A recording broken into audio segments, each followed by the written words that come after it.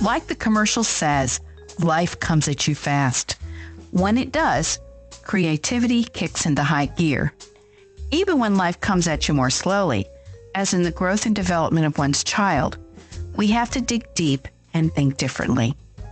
In this episode of Dialogues with Creators, we finish our conversation with Suzanna Mansi of Ringgold, Georgia, as she tells her story of meeting the needs of her son when he was diagnosed with autism.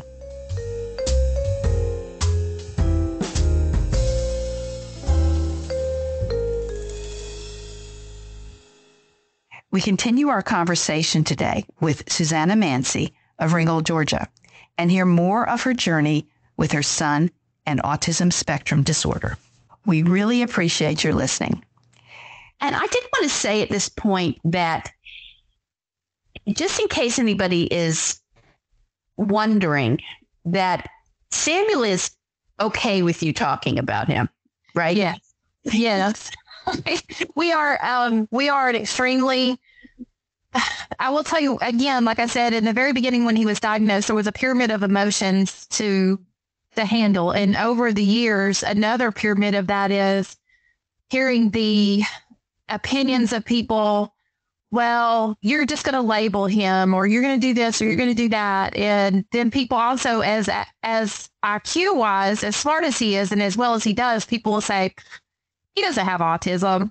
You know, we hear that a lot too. And people, say what they want to say. But what we chose to do in our world, and I respect what everyone chooses to do.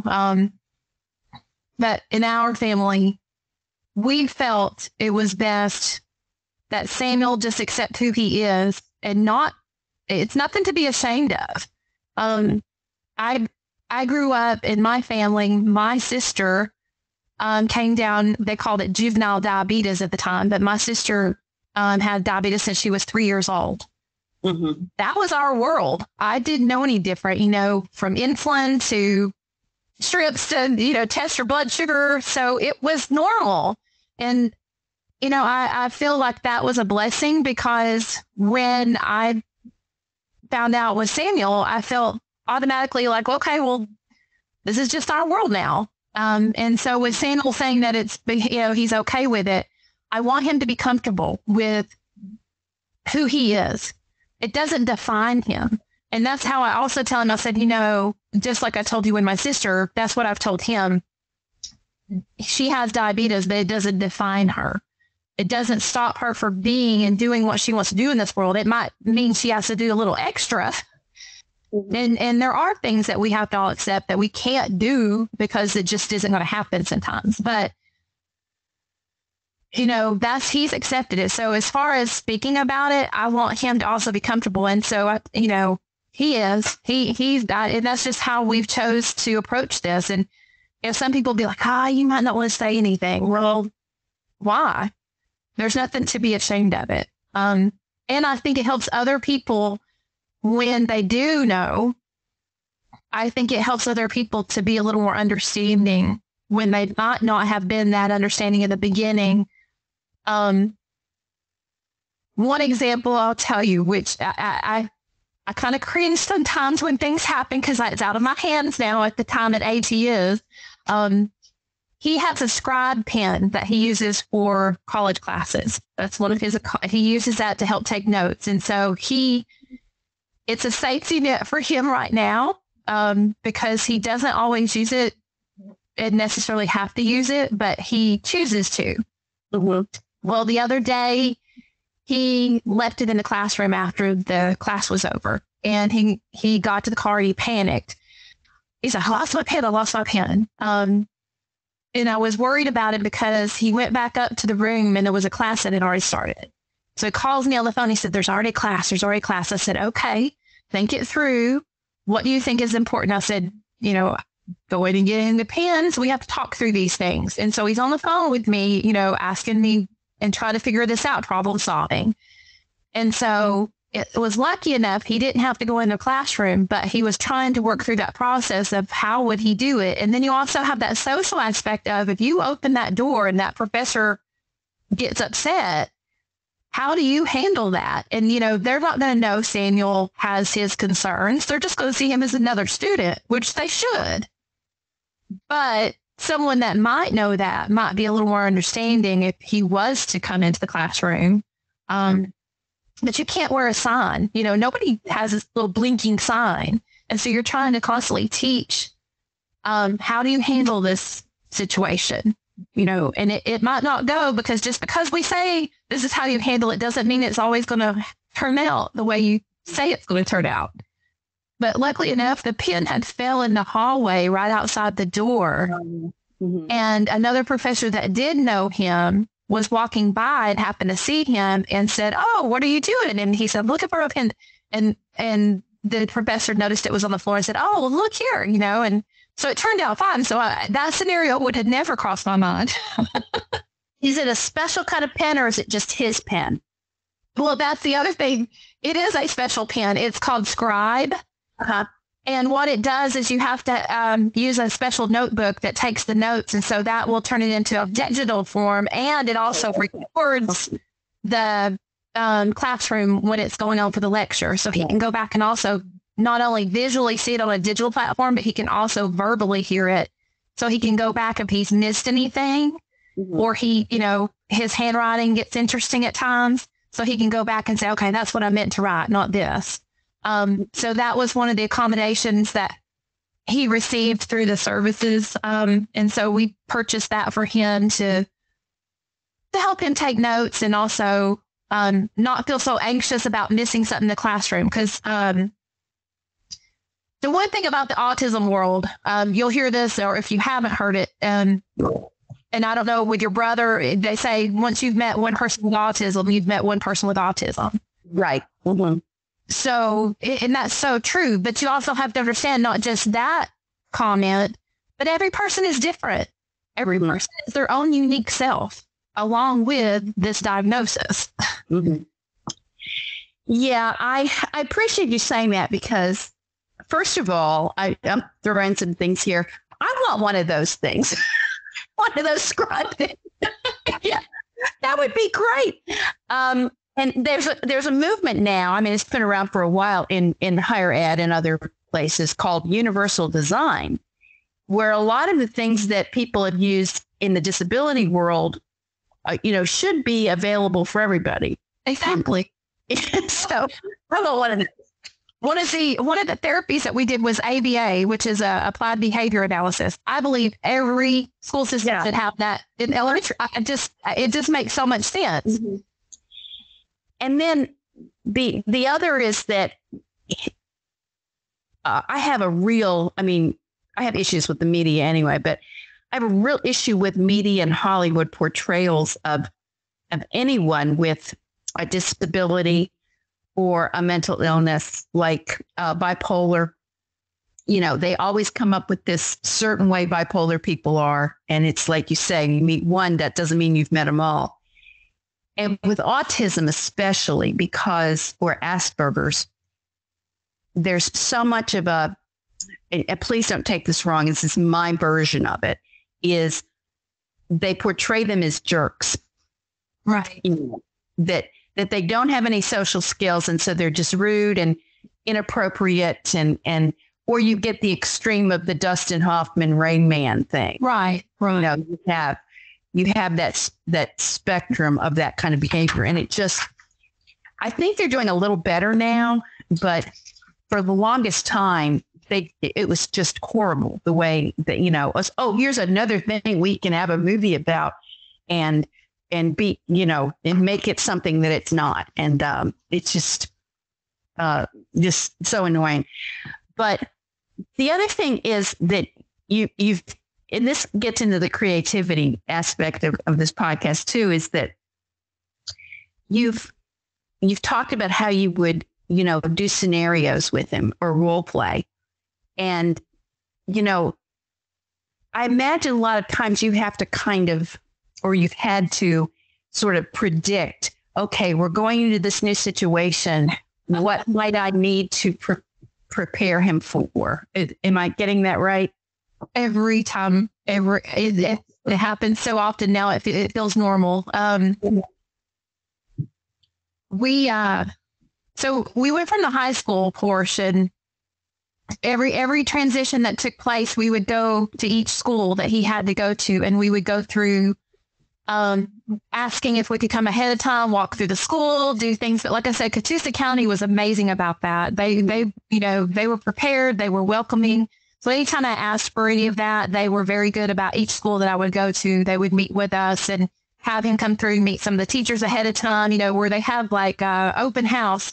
I would ask, can we come, a day ahead of time when there's not so much, going on, right, so that he has an opportunity just to walk through the hall, just kind of meet somebody. I said, I don't want to take a bunch of time with you, but just, trying to get the lay of the land, those kind of things. So once high school was done, we also did that with looking for colleges. We started talking about transitioning to college. And Samuel thought in his mind, he honestly saw high school as the end. He couldn't see beyond that at a certain point. He felt that he had seen shows where after kids get out of high school, and then I think the other anxiety that came with that was they start asking kids, what do you want to be when you grow up? Mm-hmm. And so in that thought, Samuel's the whole time hearing this, and he doesn't know what he wants to be. He says, I don't know. And he gets anxious because he thinks he should. He's like, everybody else knows what they want. And I said, no, they don't, and he gets fixated on that. And I've done this a long time. They think they know what they want. Right. And so by high school, he was getting nervous because each year was coming along. And when COVID hit, he was sophomore year, right? And so I'm trying to, was it sophomore, end of sophomore? Mm-hmm. And he did his complete junior year, we did at home. Yeah. So, but Samuel was so academically gifted at that point. His counselor said, we were doing a program called Apex, and it was just, I'm thinking, he's doing all this work for this, and she started talking to us and everything. And she said, everything he's doing, he's got the ability to do dual enrollment. She's like, why don't we consider, so he wound up doing dual enrollment with Shorter University. It was the best thing we ever did. I really thought he might be ready for that during his senior year, but it wound up, COVID actually pushed him being on the digital platform more, doing more independent work. And that's also something, being more motivated. So it was his environment, and he didn't have all that distraction of the social skills and the kids and the teachers, and he was in his world. And it kind of scared me because I thought, I'll never get him to go back to school. Because he liked it. He liked that environment of his own. But the one thing too about Samuel is he wants to be social. He really wants to be social. He's just socially awkward. Yeah. He really he wants to be friends with people. Mm-hmm. So all of that taking place, it just kind of drove him. But when we started back, it was still that transitioning of, constantly planning things out. But he's taken driving classes. I've put him in driving school twice. He knows everything about it is to drive, but his anxiety overwhelms him when he gets behind the wheel of the car. The whole process of thinking ahead. If I come to a 4-way stop sign and somebody takes their turn when they're not supposed to, do I still go? Do I do this? Do I do that? He overthinks it. So those are, the anxiety is really, in trying to plan things out. We go through, like you said, the creativeness. So some of the things that Samuel does, and he doesn't mind me telling these things. Like I said, he has a beautiful singing voice. So he tends to like to talk to himself in the mirror sometimes, and he likes to sing to himself, and he likes to hear his voice. So a lot of times he'll repeat things over and over. He'll get stuck on a song and he'll sing it all through the house. Well, and he also talks a lot. And so what we did was I had him volunteering for the public library. And in the summer we would go and he would do the reading program for the children. And so I said, okay, here's your chance to use your voices and, use that skill that you have. I said, that talent, and let's let everybody else share it. So taking something that people would think is odd, I had to figure out how to turn it into something productive for him, and also confidence building. because that's also something that he, is a challenge and he struggles with is his confidence.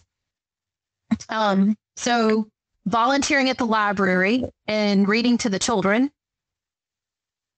He also, during high school, they encouraged, when school was going, when he went back his senior year, they were encouraging clubs. They encouraged the young people to try to create clubs and have the teacher sponsor.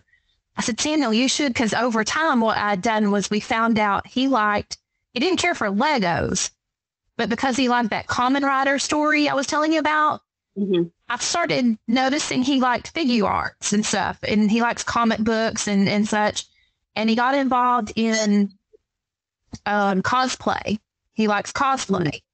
And so we started I noticed that they had, you know how model kit cars, you know how people used to put cars together?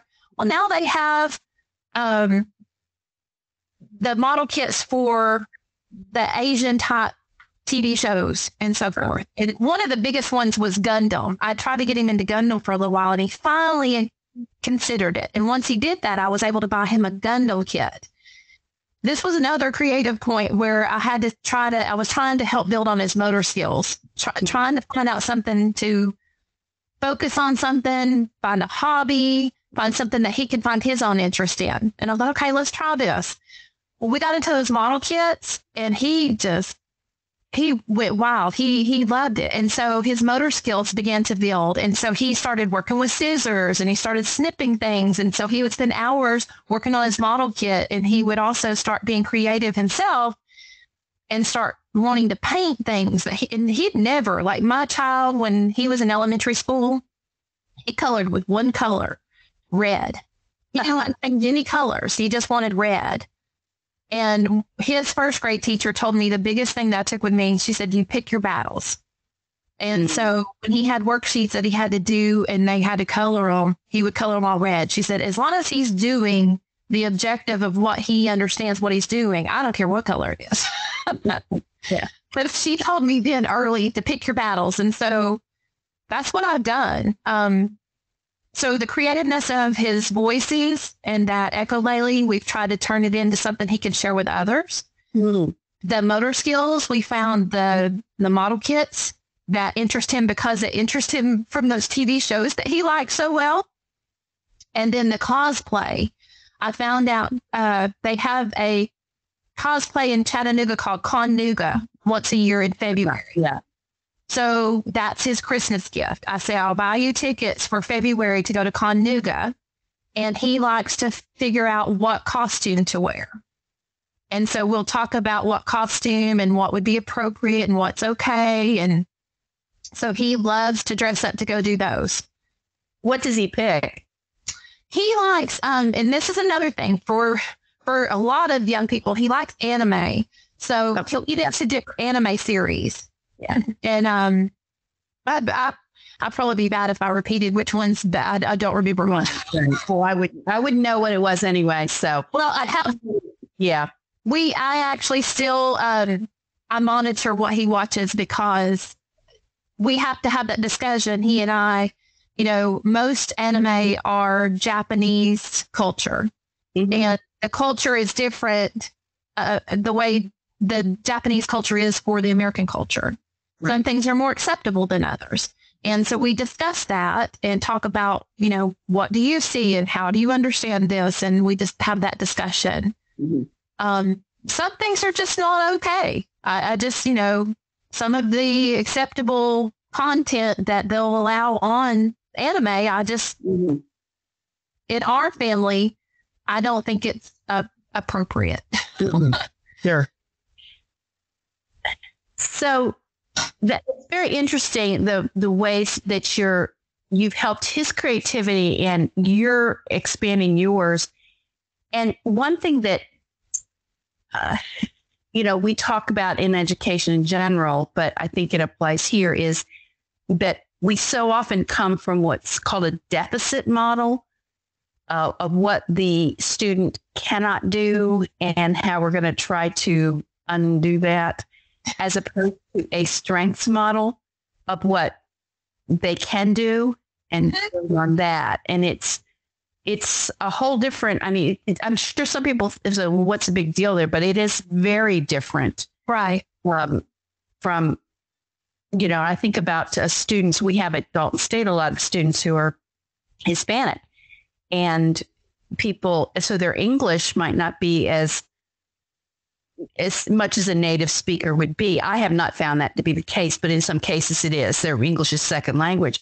So we see that as a deficit, which it's not. They already speak their language. So they're bilingual. That's not a deficit. That's definitely not a deficit. I would love to be able to speak more than one language. So, and on top of the fact that they come from a different culture, different family structure, sometimes different ways of relating in their community. And those are not, I remember when I first started teaching at Dalton State, and maybe I'm going to be a little too honest here, that we would have little workshops, and it was almost like the deficit model. Well, you have to understand that they do this and they do that. And now I see how foolish that was, because it was always, well, they're just not quite, the folks in the Hispanic community are just not quite up to our standard. Well, no. That's the wrong. And it's interesting because now, recently, I think that autism is now thought of as neurodiverse. Right. It's diversity and the way neurologically they perceive and experience the world. And they do it in some ways that would augment us, would add to us if we could understand it. Well, and that's the one thing Samuel pushes me to be creative.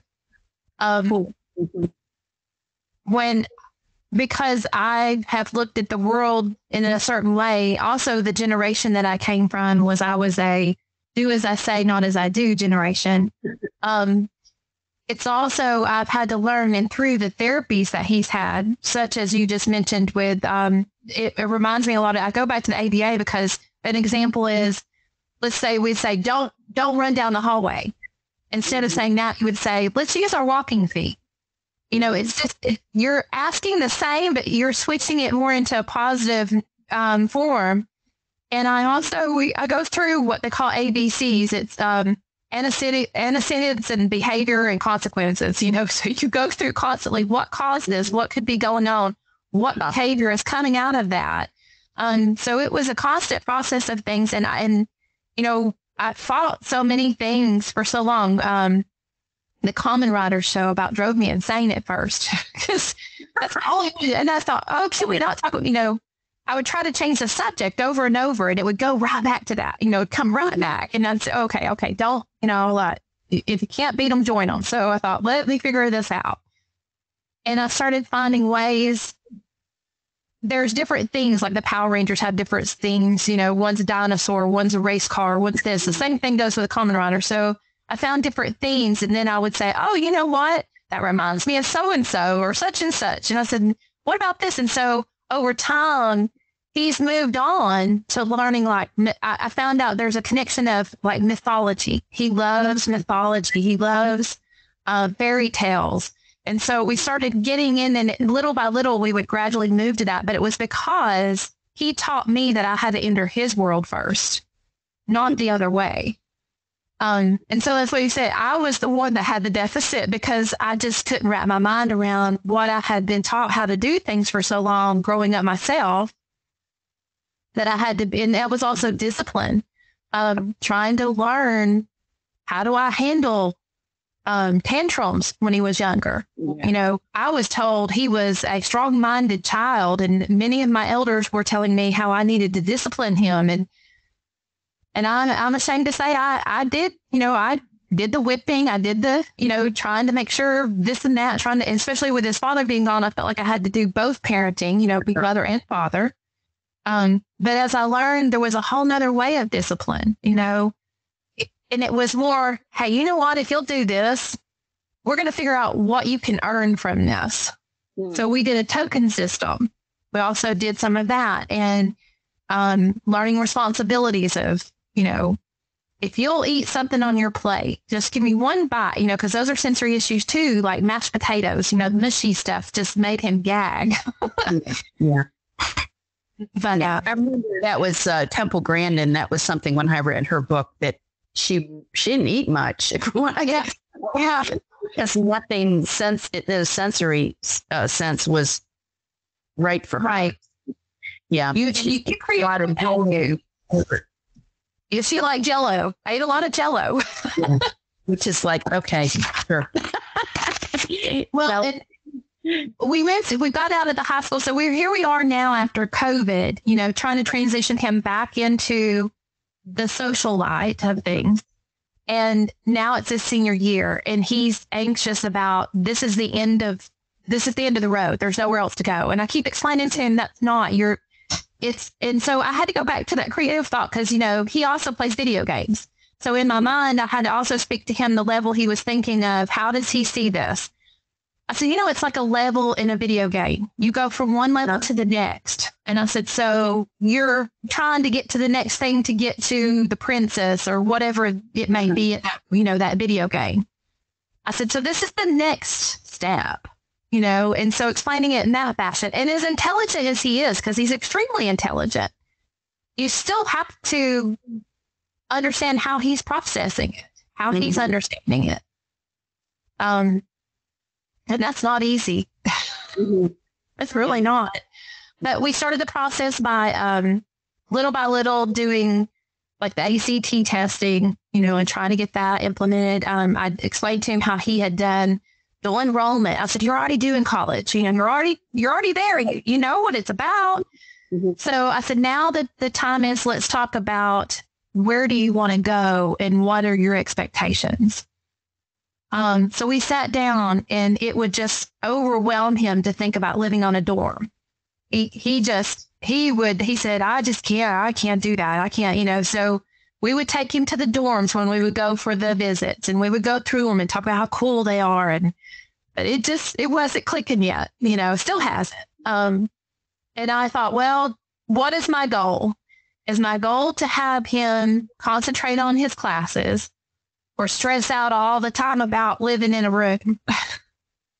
So I felt it was more important to let him focus on his studies. Right. Mm-hmm. So we finally narrowed it down to 2 colleges. We considered shorter because he'd already started dual enrollment and it was a smaller college. We'd already figured out he wasn't probably going to go off anywhere, obviously, because he wasn't even willing to live in a dorm. And by that time, he's also not willing to drive. He's too anxious to drive. So we don't have the transportation. And I can't guarantee that he's not going to just completely melt down in a dorm room and never go to class. So I took those off the table and said, okay, we're going to do something local. And by that time, he started learning that he had made scholarships. So he earned the Zell Miller scholarship and so forth, and he's done well. So we talked about financial also aspects. So it got narrowed down to UTC or Dalton State. And they're both the same distance from us. One is across the border to Tennessee, and the other one is here locally in Georgia. So we went to visit both of them. He liked both of them. He really did. But he had gone through the Chattanooga Autism Center, like he had come to when he spoke for, when you had him come. He had gone the Chattanooga Autism Center. He had been having a lot of anxious issues at the time, and he had been seeing a counselor, and they had tried to be moving through what he'd want to do, and trying to see that light at the end of the tunnel after high school, that there's still another light. Mm-hmm. So they finally figured out he thought he was interested in filmmaking. Mm-hmm. Well, they worked and went through all different things. Well, by that time, he was past the age of most camps for anything. Well, come to find out, the Georgia Film Academy allowed them to come if they were a graduate of high school, and they could come down and do the camp. So it was through the Autism Center that actually encouraged that. And I said, okay, this is going to be interesting, but we got to figure it out. So, staying in a hotel room for 2 weeks because you can't travel back, every day for 3 hours back and forth, back and forth. So we chose to stay down there and just, it was kind of like, okay, here's what it's going to be. And he said, Mom, I don't know if I can do it. I said, well, I'd rather know if this is something you're interested in or not than, you ever wondering. So we did it. And that's just really kind of, he met his group though. I'm going to tell you, the film industry of those children were such a it was just a melting pot of people. And they were quirky, they were serious, they were this, they were, I mean, every personality you could meet. And it was so wonderful. And he had such a great time. And so when he got back, he realized UTC didn't have the film area. They had graphic arts. It's what kind of piqued his interest there. So, but the thing that for us was the UTC had a program called Mosaic. And the Mosaic program is it's a different program that's set up for young adults on the spectrum.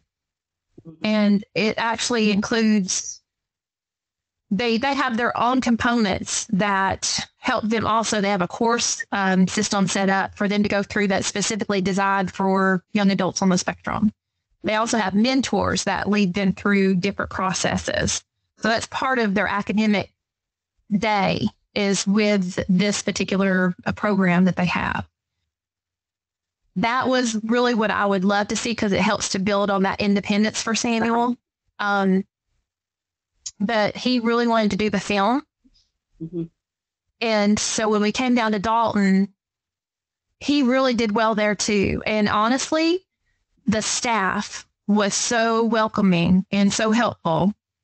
Mm-hmm. And I loved it because when we came to listen to the other professors that came to speak, they were encouraging, telling parents. And what was really funny was I was hearing, I wasn't the only parent. I wasn't expected to do anything for Samuel, but I was noticing some of the professors were saying, Mom, Dad, don't email us and tell us, little Johnny's sick. I'm like, yes, I'm like, I'm not going to be doing that, but I'm glad there's other parents in here that do that. Yeah. Because I'm thinking, and their kid's not on the spectrum. Mm-hmm. So I'm noticing that we also are in a world where parents they tend to do more for their kids than they used to. Mm-hmm. And so kids are having a hard time being more independent. They're also, ones that aren't diagnosed with anything are also having a more difficult time with social skills. Yes. And so it seems anxiety. The anxiety is really, it's a tough one for us, for professors, because we're not trained as psychologists.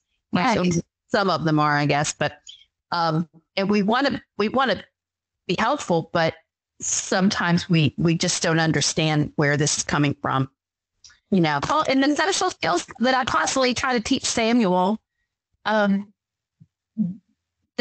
peer group around him don't even have those social skills, and so he's explaining to me, well, that's not what everybody else is doing, and I said, well, they should be, Can you give an example? This is a little scary. One is when if he sends an email to a professor. Mm-hmm. And he is asking a question or he needs, confirmation about something. And the professor emails him back.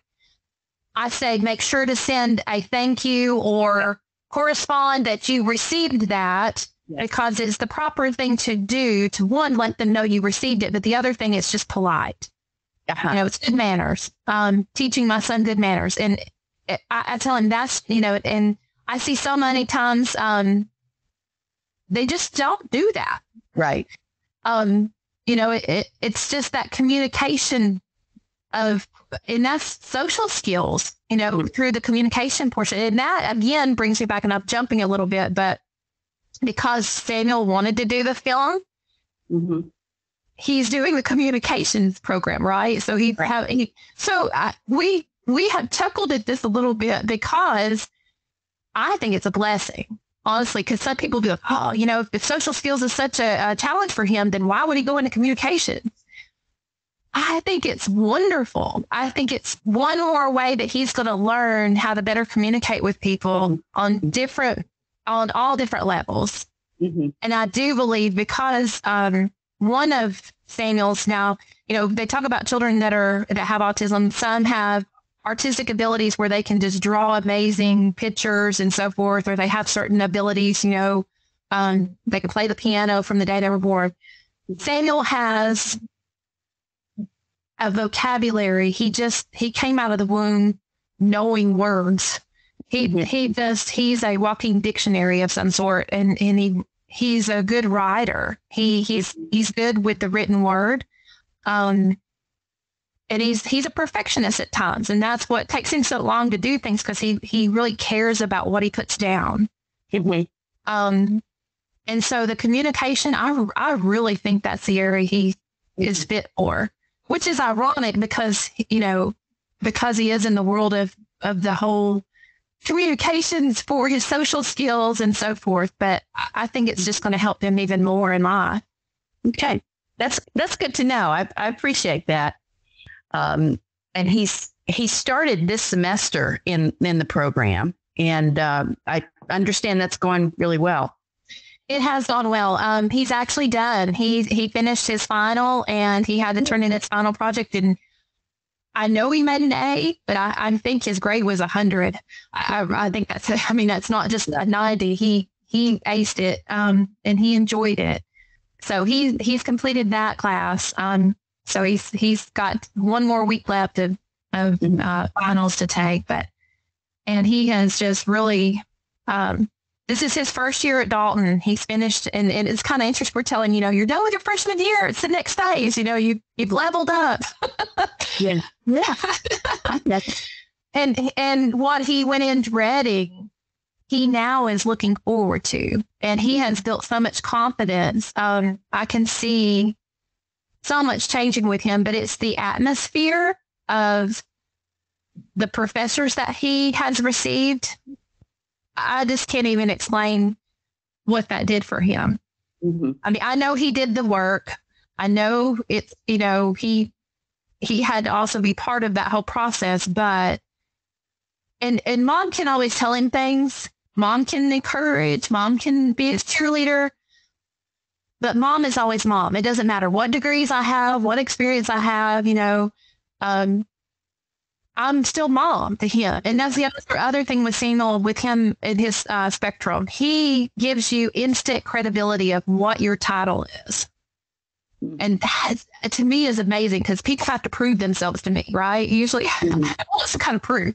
Yeah. But if you say you are Dr. So-and-so of this department, he sees you automatically as that's your specialty. Yeah. He gives that instantaneously.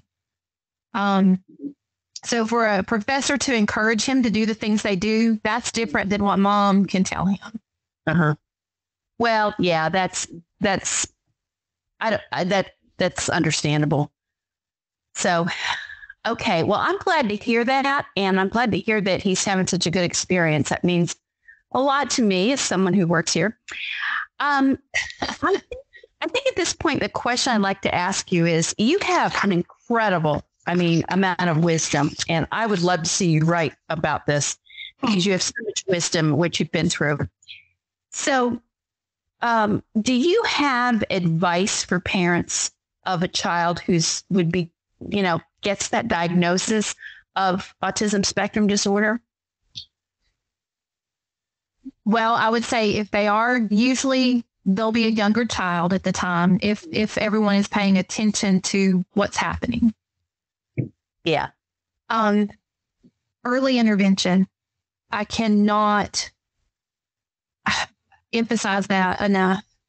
That was our saving grace. I do believe the multifaceted of people and program that we chose to keep Samuel involved just made all the difference. I really do believe that. And we chose to keep him in public schools. We had options to do other. I could have homeschooled. I could have put him in private schools. I could, and that's choices people have to make. But for us, education-wise, I felt public school was more important for Samuel because of the social skill aspect, because I want him to be in the world. I believe he can be a functioning, productive functioning, adult in this world. And unless I put him in this world, I can't put a bubble around him. He's got to learn. And I feel public school is what life is. Mm-hmm. And especially socially, you have to be able to interact with everybody from every background as much as possible. It takes patience, and also be okay to learn new things yourself. And And here's the thing, go with the flow. We were told that so much in therapy, go with the flow, because you can't predict what's going to happen every time you turn around. And you're going to, there's going to be good days, there's going to be bad days. And I also, just the fact that my husband has been huge about supporting this whole process. It's taken both of us. It's taken a village, as they say. It really has. I'm not perfect at everything, and it's a continual process too. We're not done yet. It's a stage. Every chance I get, there's a stage, because now Samuel's a young adult. And we just hit that part where he's 18. So now we talk about, well, you're legal. All your choices are consequences that mommy and daddy can't change. We can't do anything about. And he lives in this world of things that now we're moving forward to what it means to be a young adult, to find a career, to pay your bills. Every parent wants their child to be a productive citizen. Mm-hmm. But I would say pay attention. The one thing that I go back and I noticed, and Dr. Vargas, after she had told me the diagnosis, she patted me on the back in the hallway and she said, "You were paying attention, Mom." No. And that really made a difference to me. And I don't, because my husband wasn't home to see that, and it wasn't by his choice. It was, he may or may not have noticed things, but there's just certain things, if you feel it in your gut. Yeah. It's okay to go and have an evaluation. It's okay. And don't worry about labels or this or that, because honestly, if I had not have gone and I had worried about what label he was going to get, he would have never got the help he deserved to get. Mm-hmm. That's really good. We're so afraid of those labels. In fact, I know that, and I know there's so much more you will get into.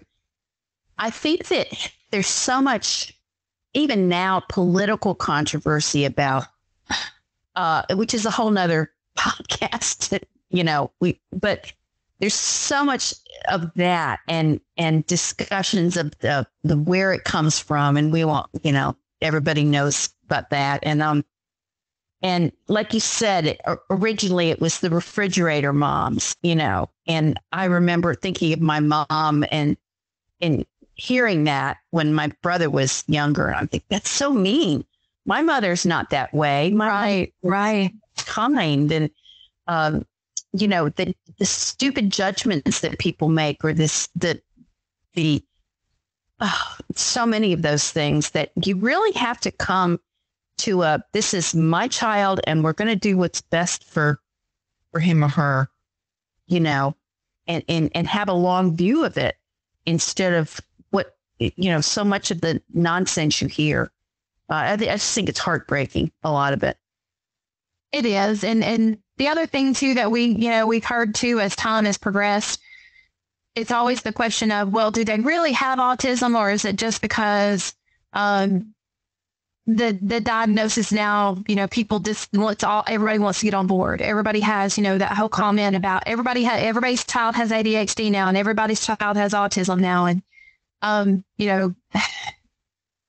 you just really, everybody has to make decisions for their own child. Mm-hmm. And, Samuel takes, and I know he's okay with me saying this, I do know this, for the ADHD, he takes medication. Mm-hmm. And it's not my first choice I would have made. We've tried everything to try that to be not an option. But it was because I thought I was, to have my child on a medication, it broke my heart. But I will tell you this, I have watched from afar. Like I said, I was in the school helping to mentor and volunteer. I watched the children where, and that was a choice that families have made, and I respect that. But my child was able to have the potential to pay attention and work on things, and even as awkward as he was socially, somewhat still interact with other children and have a normal, somewhat functioning day than the ones that just could not even function in the classroom. They had to be removed sometimes because they were so distracted to themselves and to others that they couldn't even learn and couldn't be a part of that. And it just, I'm glad that Samuel was able to do that. And we were able to do that because we chose to. And I was very careful about medications because it was a process too for ADHD. You don't just get one medication for that and it's for everybody. It's a process too. So we went through 3, almost 4 different medicines before we found what worked for him. And I'm still, there'll be a day that I hope that he won't have to take it. And we work on that process too. But the other thing is too, while he was younger, because of the anxiety levels, we were suggested that he start anxiety medicine. We tried that at a young age. However, he actually developed signs of serotonin syndrome. And it was really scary. And so at that point, I thought, no, we'll cope with it other ways because it's not worth knowing what can happen from that process. And that was my child. Like I said, everyone is different. You have to take each one for what can happen. Because that when you start talking about medications, that's a whole nother level of things too. Mm-hmm. But I do know I saw the difference at Samuel because I've seen him without it when he was younger after so long. And I've seen him with it. And it really made a difference for him. Mm-hmm. And it wasn't, again, it's still not my first choice. And people think that you just want to, put your kid on medicine to, not have to watch them or put up with them. And that's not the case. Yeah, it's easy for other people to have opinions. It is. And I try my best now with our situation. And I even preach this to Samuel. It's one thing to talk about something, but until you're in those shoes, you really don't know what you'll do. Mm-hmm. You really don't. And we've had, tears of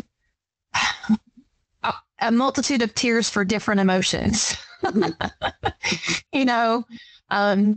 Days that he and I just cried together because we've had really hard days and days that we've cried of joy because we've celebrated. It's an emotional roller coaster at times, but I'm proud of him. He's, you sit here and ask me the things and you talk about the art of parenting, but honestly, he is really, he's pretty amazing. And I know that he's my son, but he's an amazing young man. He really is.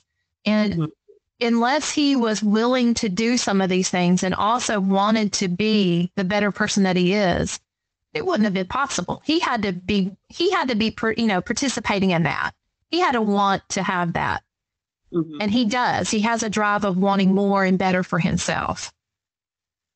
And that's what makes my job work. And do we ever stop being parents? I mean, no. My son is 34, so no. So far, no. That's the thing. It'll continue. And I still call my parents. There are days, I speak to my mother and father almost every day just to speak to them and say hello. And as far as the grandparent scenario with autism, it's a whole nother world itself too, because they're from a whole nother generation. So believe me, that conversation gets interesting too. They don't understand why Samuel's still not driving. They don't understand why he's not living in a dorm, just different things. And I have to be able to also love and respect my parents and tell them also, well, that's our world, and I appreciate your input and I love that you support us. But, this is something we do in our home. Mm-hmm. And I want to thank you for what you've shared with us. I believe this will be so helpful to folks. And I hope that people who listen to it share it with other people through social media channels, because I think what you have to say is so important. And I really appreciate you speaking so transparently and so honestly and in depth about your journey and your husband's journey and Samuel's experience over the last 20 years.